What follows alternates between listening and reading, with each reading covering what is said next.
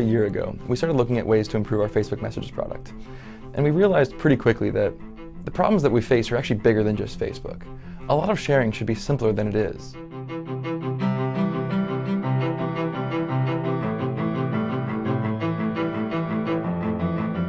When I want to reach out to my cousin Danny, I have to use text message because he just graduated high school and that's all he really uses.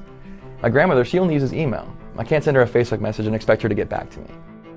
I'm keeping this lookup table in my head of how to reach out to each person. Why isn't this easier? Why don't all these technologies work together? All you should need to send someone a message is the person and the message, and that's it.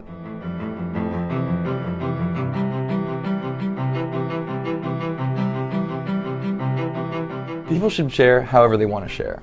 And if they want to connect via email, they should be able to do that. So we're giving every user of Facebook the option of getting an @facebook.com email address. This product isn't email, but it allows people who do use email to connect with the rest of us.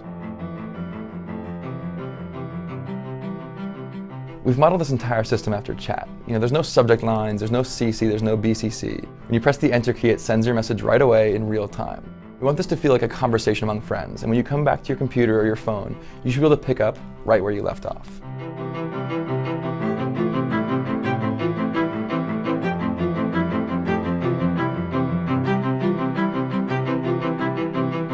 It's always seemed like a problem to me that when I look at my email, occasionally I see a message from my mother sandwiched between a bank statement and a bill.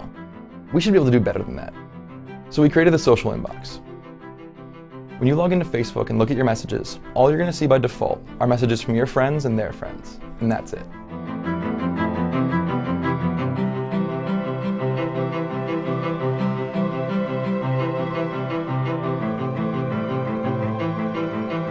Historically, once you give out your email address or phone number, it's just a matter of time before it winds up in the hands of the wrong person. And your only options at that point are to change it or live with the compromise. We believe people should have control over what gets delivered to their inbox, no matter what the medium. And so with the new Facebook Messages, if you change your privacy settings such that only friends can send you messages, then we will actually bounce emails that come from anyone who's not your friend. By default, the inbox only shows messages from your friends and their friends. But if your grandmother, who only uses email, sends you a message and it finds its way into the other folder, you can always promote it into your inbox, and from then on your conversations with her will be front and center. And of course, you can block anyone or any email from sending you messages. Between this and our privacy settings, it's like your own personal do not email list.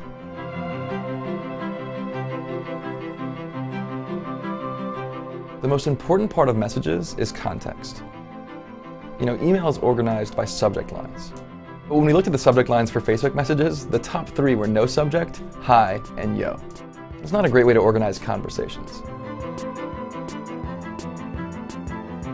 We decided to organize conversations around people, not subject. It also made sense to bring together all the different conversations you've ever had with one person into a single thread. Whether those happen in chat or SMS or email, those all now live in one place. If you want to reach out to your friend via text and they want to respond via email, that's possible. If you want to use chat while they're using Facebook Messages, that'll work too. And all those different communications will all live in one conversation.